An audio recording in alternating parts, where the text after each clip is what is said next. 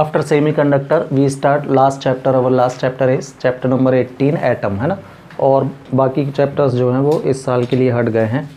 तो chapter atom, तो what is atom first of all, तो देखो, तो एटम किसी भी एलिमेंट की स्मॉलेस्ट यूनिट एटम होती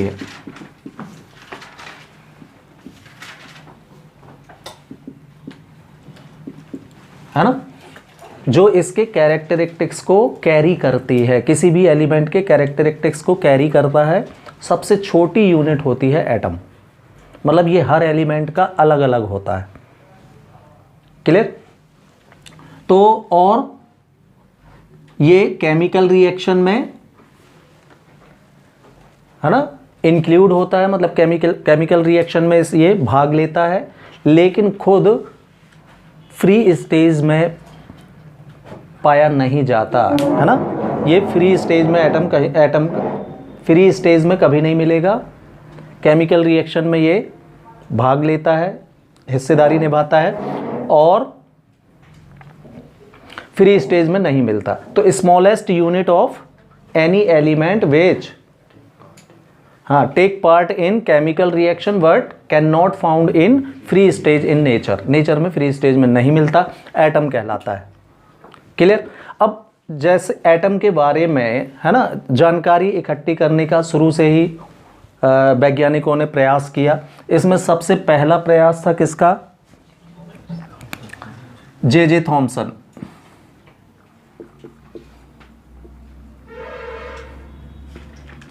जे थॉमसन ने, है ना, अपना एटॉमिक मॉडल दिया।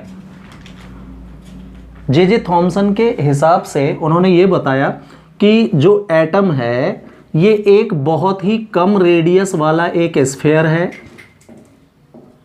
ऐसा रेडियस कितनी बताई थी उन्होंने? -10 मीटर की रेडियस का एक स्फीयर है, जिसमें पॉजिटिवली चार्ज जो है वो यूनिफॉर्मली स्प्रेड होता है, डिस्ट्रीब्यूट हो रहता है, ऐसा एक जैसा पूरे स्फीयर में। हाँ, और इलेक्ट्रॉन की पोजीशन के बारे में उन्होंने ये बोला कि जो इलेक्ट्रॉन्स होते हैं ये इस स्फीयर में ठीक उसी तरीके से अरेंज होते हैं या डिस्ट्रीब्यूटेड होते हैं जैसे कि वाटरमेलन में उसके सीड्स। वाटरमेलन, वो लाल वाला हिस्सा अगर हम उसके अंदर का देखें पूरा स्फीयर, तो जैसे उसके सीड, काले वाले बीज जो होते हैं, सीड जैसे छेदे होते हैं पूरे में, सेम पोजीशन उन्होंने बताई किसकी? इलेक्ट्रॉन्स की रहती है इसमें, जो कि आज हम, है ना, प्रेजेंट एज में हम जानते हैं कि ये ट्रू नहीं है, लेकिन बिगनिंग यहाँ से हुई थी। जे थॉमसन ने जो मॉडल दिया। क्लियर?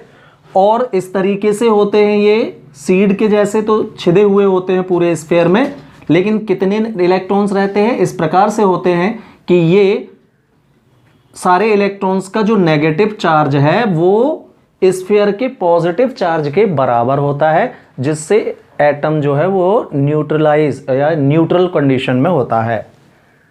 तो ये जे थॉमसन ने अपने एटॉमिक मॉडल में बोला। क्लियर? फिर जे थॉमसन के मॉडल से, है ना, इलेक्ट्रॉन इमिशन, मतलब थर्मियोनिक इमिशन,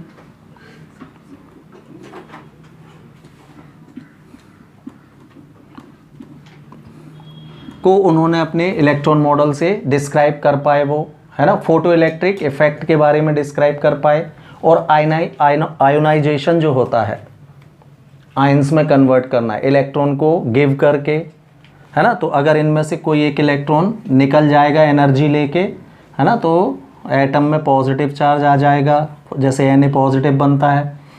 अगर कोई इलेक्ट्रॉन इसमें एंटर कर जाएगा बाहर से, तो फिर एटम में कौन सा चार्ज आ जाएगा? नेगेटिव चार्ज आ जाएगा, जैसे Cl नेगेटिव बनता है। तो इन सबको इन सभी चीज़ों को डिस्क्राइब वो कर पाए। थर्मियोनिक इमिशन आप पढ़ चुके हो, है ना, हीट करने पर इलेक्ट्रॉन का इमिट होना किसी सरफेस से, किसी भी मेटल सरफेस से इलेक्ट्रॉन इमिशन होना। फोटो इलेक्ट्रिक इमिशन भी पढ़ा आपने, फोटो इलेक्ट्रिक इफेक्ट कि सुटेबल वेवलेंथ इंसिडेंट होने पर इलेक्ट्रॉन का बाहर निकलना। क्लियर? तो जे थॉमसन के मॉडल से ये चीजें तो क्लियर हो गई, लेकिन है ना फिर ये क्या नहीं समझा पाए ये, जे थॉमसन के मॉडल के बाद रदरफोर्ड ने अल्फा पार्टिकल, है ना, अल्फा पार्टिकल का जो एक्सपेरिमेंट किया था, है ना, उसमें मैक्सिमम अल्फा पार्टिकल किसी भी एटम से सीधे निकल जाते हैं, लेकिन कुछ अल्फा पार्टिकल डेविएट होते हैं। तो अल्फा पार्टिकल का डेविएशन ये मॉडल नहीं बता पाया। क्यों? इनके जे थॉमसन के हिसाब से पूरा एटम बिल्कुल एक जैसा है, कहीं इसमें कोई अलग स्ट्रक्चर है ही नहीं। तो अगर अल्फा पार्टिकल इस पोर्शन से सीधे निकल रहे हैं तो सभी जगह से सीधे ही निकलने चाहिए, डेविएशन होना ही नहीं चाहिए, लेकिन डेविएशन होता है। Scattering of alpha particle experiment जो जे थॉमसन का था, उसमें scattering of alpha particles acute angle और ऑब्ट्यूस एंगल से ये चीज़ ये नहीं समझा पाए। और जो इनसे स्पेक्ट्रम मिलता है, एटम से जो स्पेक्ट्रम मिलता है उसके बारे में, है ना, इस मॉडल से कोई जानकारी नहीं मिलती, तो ये फिर डिस्कार्ड हो गया। क्लियर? तो जे थॉमसन के बाद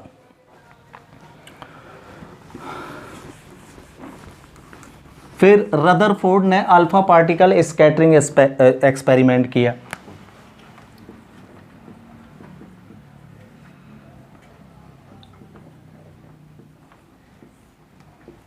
अल्फा पार्टिकल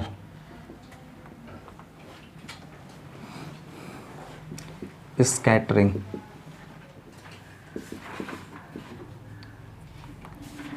एक्सपेरिमेंट।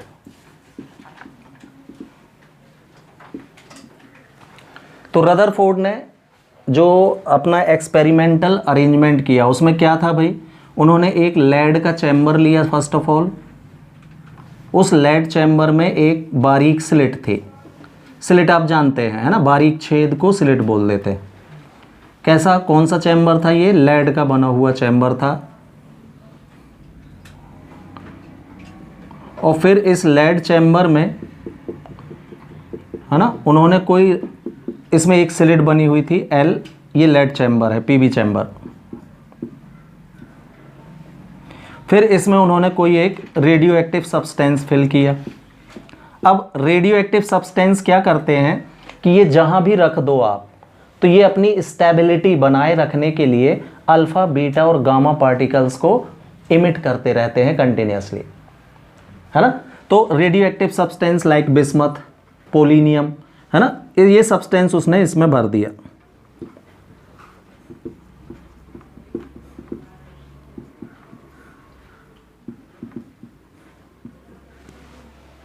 तो अल्फा पार्टिकल इससे जब निकलेंगे तो चैम्बर क्लोज है, एक ही जगह है इन पार्टिकल को निकलने की, वो भी स्लिट, बारीक छेद।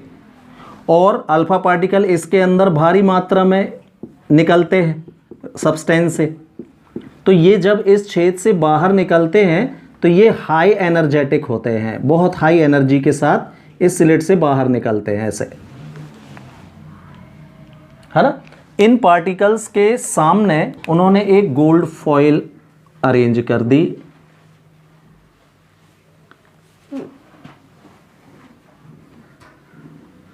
गोल्ड की।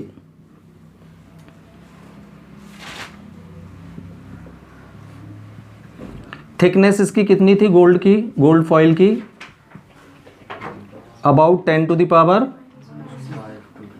-3 mm कि -2 mm?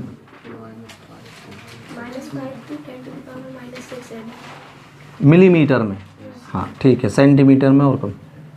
10 to the power -5 to 10 to the power -6 millimetre breadth की गोल्ड फॉइल सामने लगा दी। तो ये इस थिकनेस की गोल्ड फॉइल को अल्फा पार्टिकल बाहर से बाहर आर पार निकल सकते हैं, मतलब ट्रांसपेरेंट ट्रांसफ़र हो सकते हैं उस साइड भी, ठीक।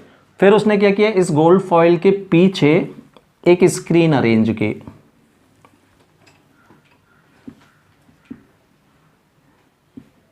स्क्रीन की खासियत क्या थी कि इसमें उन्होंने जिंक सल्फेट की कोटिंग कर दी थी।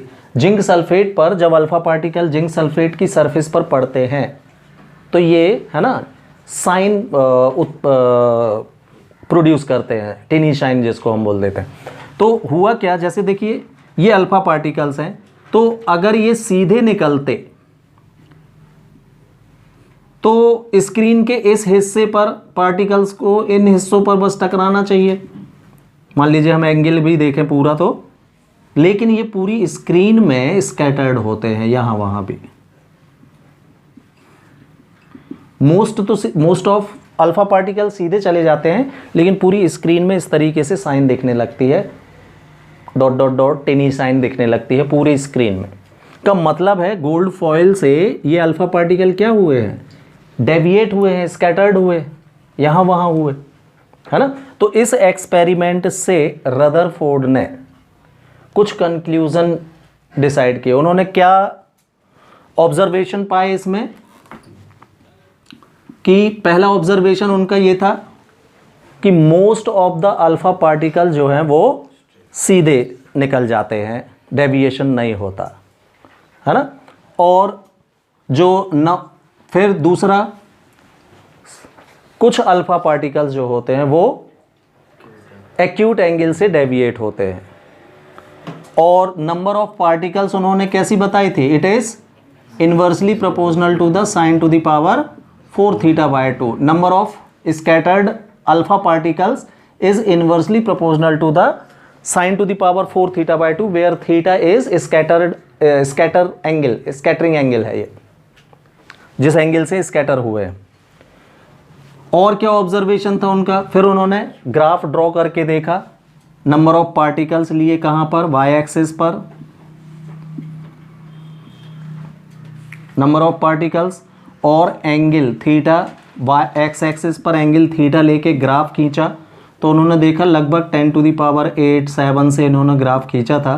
तो मोस्ट ऑफ द पार्टिकल्स जो है ना, बहुत ही कम एंगल से डेविएट होते हैं, मतलब सीधे निकल जाते हैं। और एंगल लगभग 160 डिग्री से डेविएट होने वाले अल्फा पार्टिकलों की संख्या बहुत कम होती है।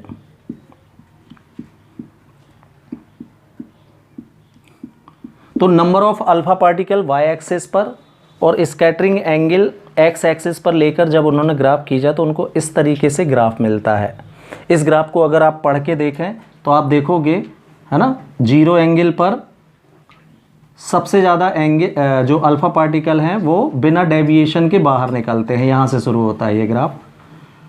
जैसे जैसे हम एंगल बढ़ाएंगे 20, 40, 60, तो deviation number of alpha particles आपको कम दिख रहे हैं, 40 में कम है, 60 में और कम हो गए, है ना। और ऑब्ट्यूस एंगल में तो बहुत ही कम, 160 तक लगभग 10⁻1 से 10⁻2 के बीच में ही अल्फा पार्टिकल मिलते हैं। मतलब करोड़ों की तादाद में जब उन्होंने बौछार की तो उनको 100 और 10 और 100 ऐसे पार्टिकल मिले, 10 to 100, जो 180 डिग्री से, 180 डिग्री समझते हैं ना, जैसे ये गोल्ड मॉलिक्यूल है, तो अल्फा पार्टिकल जो है ऐसे बहुत कम थे जो बिल्कुल वापस लौट आते थे सेम डायरेक्शन में।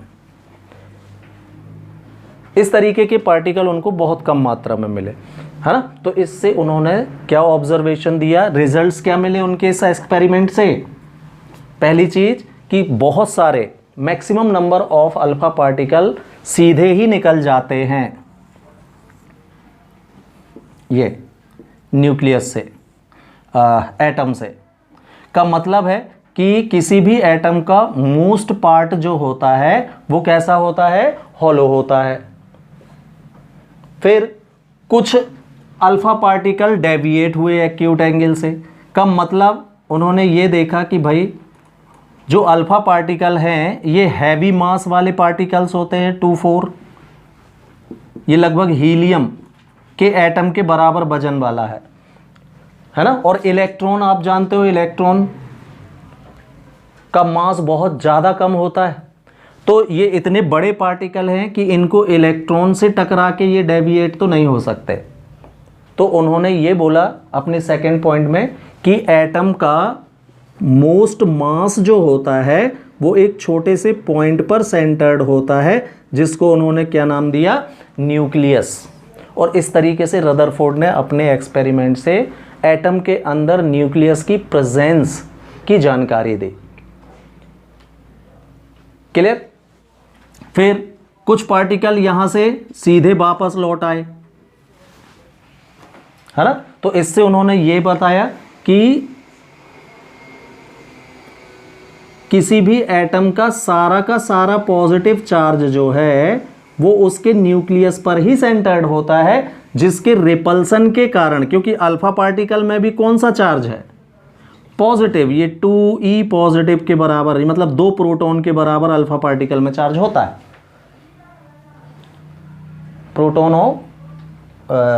Proton of 2 positive charge of 2 proton alpha particle में होता है। तो ये इससे रिपल्ड होके वापस लौट आता है, जिससे उनको रिजल्ट क्या मिला कि सारा का सारा पॉजिटिव चार्ज जो है वो न्यूक्लियस में सेंटर्ड है। क्लियर? तो इस एक्सपेरिमेंट के बाद फिर उन्होंने अपना मॉडल दिया भाई, रदरफोर्ड का मॉडल, है ना। तो हम देखेंगे क्या रदरफोर्ड मॉडल इसके बाद। तो रदरफोर्ड के एक्सपेरिमेंट में, है ना, हम देखते हैं क्या एक वर्ड है या एक sentence, that is distance of closest approach. तो देखो रदरफोर्ड के एक्सपेरिमेंट में आपने क्या देखा कि जो न्यूक्लियस है, ये न्यूक्लियस बस बना रहा हूं मैं, किसी भी एटम का न्यूक्लियस, है ना, जिसका एटॉमिक नंबर Z है, हाँ, एटॉमिक नंबर Z वाला कोई न्यूक्लियस है, तो अपन को ये भी बहुत अच्छे से पता है कि जितना एटॉमिक नंबर होता है न्यूक्लियस पर उतना ही पॉजिटिव चार्ज होता है। तो Ze पॉजिटिव न्यूक्लियस में चार्ज हो जाएगा। एक प्रोटॉन का charge E positive, atomic number Z, तो टोटल पॉजिटिव चार्ज कितना हो जाएगा, Z इंटू E पॉजिटिव। अब जब हम यहाँ से हाई एनर्जेटिक अल्फा पार्टिकल को बम्बर्ड करते हैं, तो जो अल्फा पार्टिकल सीधे न्यूक्लियस पर जाता है,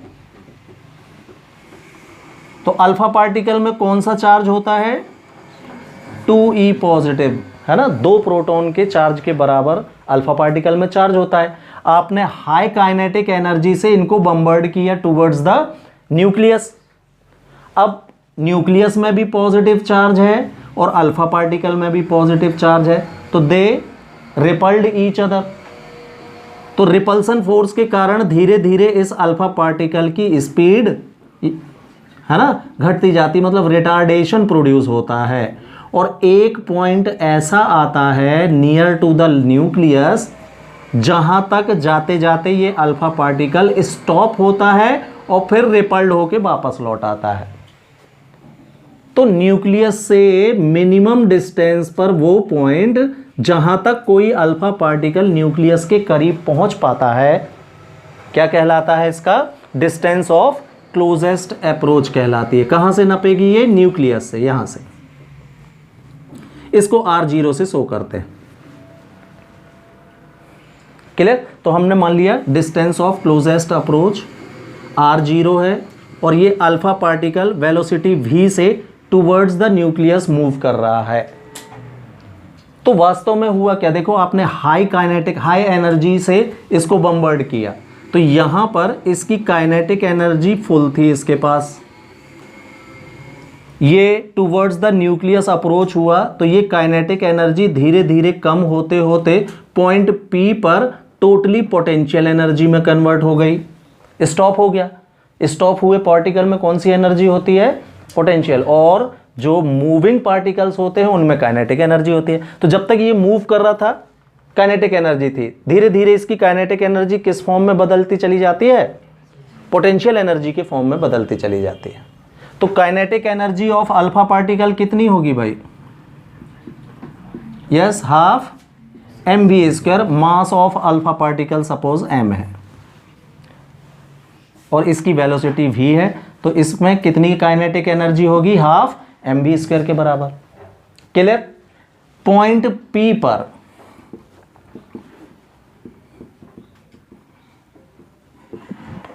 है ना, अल्फा पार्टिकल की पोटेंशियल एनर्जी कितनी होगी?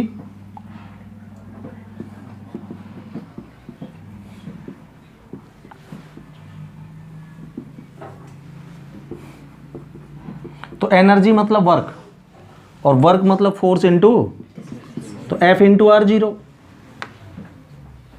हाँ, अब इस पार्टिकल, ये यहां आ गया है अल्फा पार्टिकल, यहां अज्यूम करो 2E यहां है, तो इन दोनों के बीच लगने वाला फोर्स कूलाम के लॉ से कितना होगा भाई? Yes, 1/4 pi epsilon 0 into Q1 that is 2E into Q2 that is ZE upon r square. तो डिस्टेंस दोनों के बीच की कितनी है? R0 का स्क्वायर, और ये into R0। 1R0 to 1R0 cancel होगा, तो आपको पोटेंशियल एनर्जी कितनी मिल जाएगी? 1/4 pi epsilon 0 two ZE square upon R0। इतनी पोटेंशियल एनर्जी हो जाती है। तो at the point of closest approach ये दोनों एनर्जी कैसी हो जाती है? एकदम इक्वल हो जाती है। क्यों? सारी की सारी काइनेटिक काय में बदल गई है, पोटेंशियल में। तो यहां की काइनेटिक और यहां की पोटेंशियल दोनों कैसी होंगी? इक्वल होंगी। तो at the point of closest approach क्या होगा? Kinetic energy is equal to the total kinetic energy is converted into the potential energy, that is Ke is equal to Pe, right? Ke की value half mv square, Pe 1/4 pi epsilon 0 into 2ZE square by R0। ठीक, हमको closest approach की distance निकालनी है, मतलब R0 की। तो R0 का साइड चेंज कर लेंगे, यहाँ 1/4 pi epsilon 0 it is same. 2 numerator में जाएगा तो 2 जब 4ZE स्क्वायर हो जाएगा, और ये mv स्क्वायर डिवाइड में आएगा तो बाय mv स्क्वायर। ये फॉर्मूला हो गया किसका? डिस्टेंस ऑफ क्लोजेस्ट अप्रोच का। Clear? Okay, so now we see Rutherford model now after that. So Rutherford atomic model है ना। तो रदरफोर्ड ने अपने अल्फा पार्टिकल स्कैटरिंग से एटम के स्ट्रक्चर के बारे में अपना मॉडल दिया है ना। उसने क्या बोला कि जो एटम होता है ना, तो इसके बीचों बीच एक बहुत छोटा सा पार्ट होता है जिसमें एटम का सारा चार्ज कंसंट्रेटेड होता है, पॉजिटिव चार्ज, और almost all mass, whole mass also concentrated in this small part sphere. इसको इसने क्या नाम दिया? न्यूक्लियस।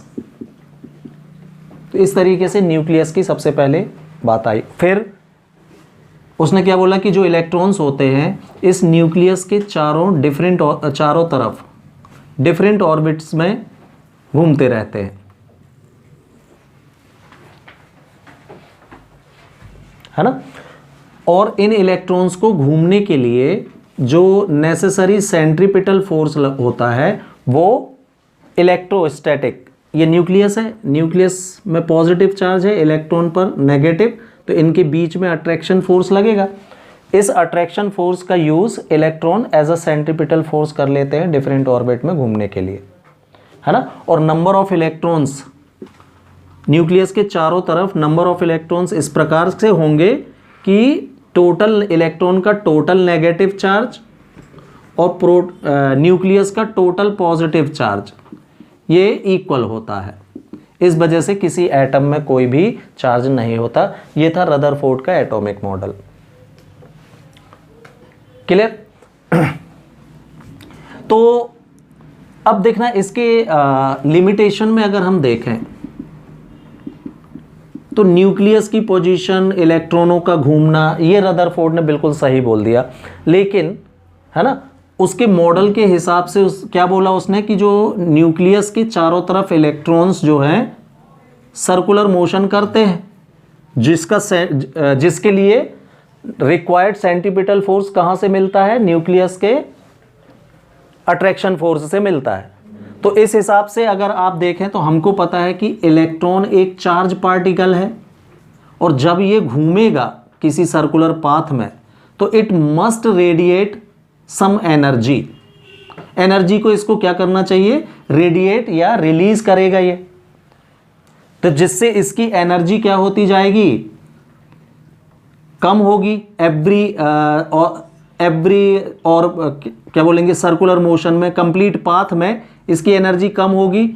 तो जैसे ही एनर्जी कम होगी तो इसको कम रेडियस में घूमना चाहिए, फिर और कम, धीरे धीरे इसकी रेडियस कम होते होते होते फाइनली, है ना, इसको क्या न्यूक्लियस में गिर जाना चाहिए और एटम खत्म हो जाना चाहिए। मतलब स्टेबिलिटी, जो एटम्स होते हैं वो हमेशा स्टेबल रहते हैं, इसके बारे में इस मॉडल में कोई जानकारी नहीं मिलते।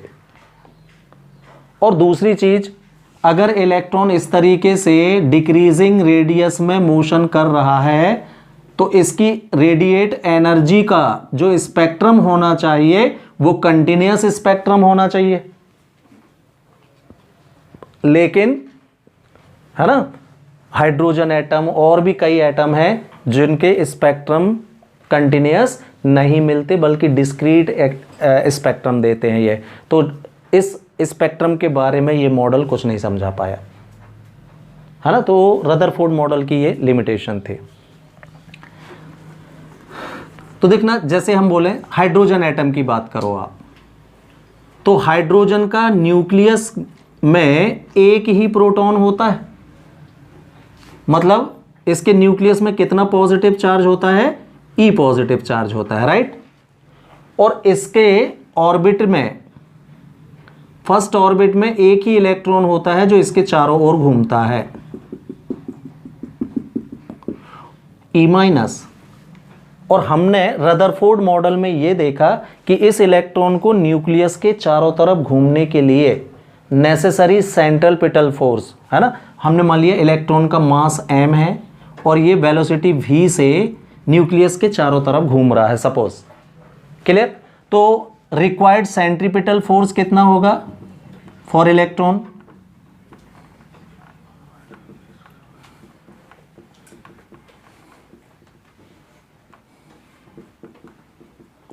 Yes, formula mv² upon r होता है centripetal force. Suppose radius of this electron orbit, radius of orbit is r है, तो mv² अपॉन r इसको सेंट्रीपिटल फोर्स चाहिए, ठीक।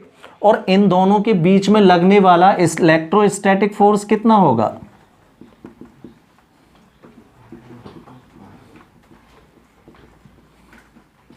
बिटवीन न्यूक्लियस एंड इलेक्ट्रॉन, ये कितना होगा भाई?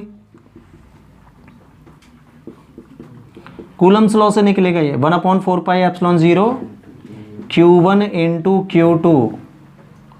दोनों में एक जैसा ही चार्ज है, एक ही प्रोटॉन है, एक ही इलेक्ट्रॉन है, तो Q1 into Q2 upon r²। इतना इलेक्ट्रोस्टैटिक फोर्स वर्क करेगा, राइट।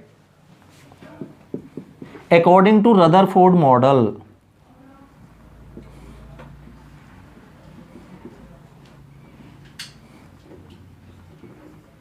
क्या बोला था उसने अपने एक उसमें कि जो इलेक्ट्रॉन को रिक्वायर्ड सेंट्रीपिटल फोर्स होता है वो इससे मिलता है। That means centripetal force is equal to electrostatic force, दोनों बराबर होते हैं अकॉर्डिंग टू रदरफोर्ड। ई² लिख लेते हैं इसको, है। एक r से एक r कैंसिल होगा तो mv² की वैल्यू मिलेगी आपको 1/4πε0 E²/r, राइट। ये mv² की वैल्यू आई। अब पोटेंशियल एनर्जी ऑफ इलेक्ट्रॉन ये कितनी होगी? अभी मैंने लास्ट डेरिवेशन में निकाल के भी दिखाई थी। ये होती है 1/4πε0 into Q1 into Q2 upon R only. इतनी पोटेंशियल एनर्जी होती है हाँ। Then total energy of electron,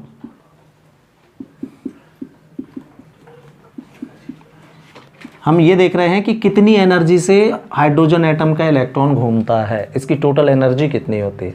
तो आपको पता है टोटल एनर्जी बराबर होता है potential energy plus kinetic energy, है ना। तो then total energy of electron E is equal to, ये कितनी होगी, Pe प्लस Ke, और Ke प्लस Pe जो लिखना हो। काइनेटिक एनर्जी का फॉर्मूला हाफ mv², और पोटेंशियल एनर्जी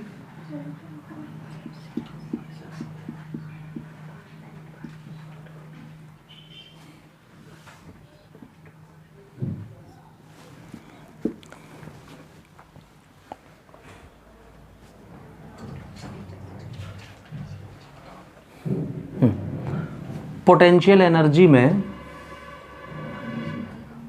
हाँ माइनस आएगा ना, एक नेगेटिव चार्ज है, फोर्स में नहीं निकलता लेकिन एनर्जी में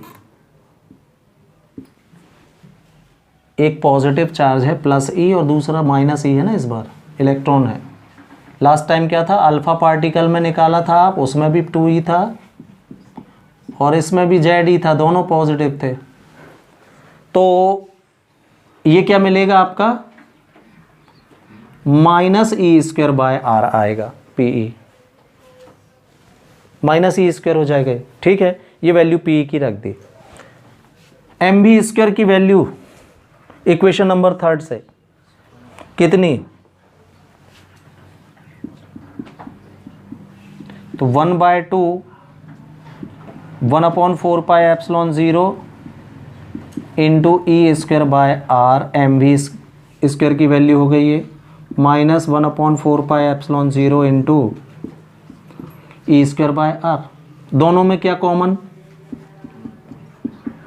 1/4πε0 इंटू e²/r कॉमन लोगे तो ये हाफ -1 बचेगा, यहाँ 1/2 माइनस यहाँ nothing means 1, half -1 minus half, तो e की वैल्यू आपको है ना -1/4πε0 e²/2r मिलेगी। ये है भाई total energy of hydrogen electron. इतनी एनर्जी होती है हाइड्रोजन के इलेक्ट्रॉन में अकॉर्डिंग टू रदरफोर्ड मॉडल। और इसमें देख रहे होगे आप कि माइनस साइन आया है, का मतलब जैसे जैसे इलेक्ट्रॉन जो है इसके नज़दीक पहुंचेगा उसकी एनर्जी घटती जाएगी और फाइनली ये न्यूक्लियस में गिर के ख़त्म हो जाना चाहिए। तो नेगेटिव साइन क्या शोज कर रहा है कि रेडियस कम, मतलब जो भी ऑर्बिट्स इलेक्ट्रॉन अगर न्यूक्लियस के नज़दीक होगा तो उसकी एनर्जी कम होगी और न्यूक्लियस से दूर होगा तो उसकी एनर्जी भी ज़्यादा होगी। ये नेगेटिव साइन शो करता है इसमें। हाँ, तो हमने मैथमेटिकली भी उसके जो मॉडल था उससे एनर्जी निकाल के देखी तो क्या मिल रही है, ये है ना, ऑर्बिट के साथ साथ एनर्जी डिक्रीज होती जा रही है। ऑर्बिट कम, एनर्जी कम, एनर्जी कम, या एनर्जी कम होगी तो ऑर्बिट भी कम, और फाइनली ये कहाँ गिर जाएगा, न्यूक्लियस पर गिर जाएगा और एटम ख़त्म हो जाना चाहिए। मतलब स्टेबिलिटी की जानकारी नहीं देता, है ना। तो यही इसकी लिमिटेशन है भाई। मैथमेटिकली उसके मॉडल से हमने जब एनर्जी निकाल के देखी तो ये बात ट्रू भी दिख रही है। ये क्लियर। तो ऐसे ये रदरफोर्ड मॉडल वो हो गया। फिर इसके बाद बोर ने अपना मॉडल दिया जो हम देखेंगे, है ना।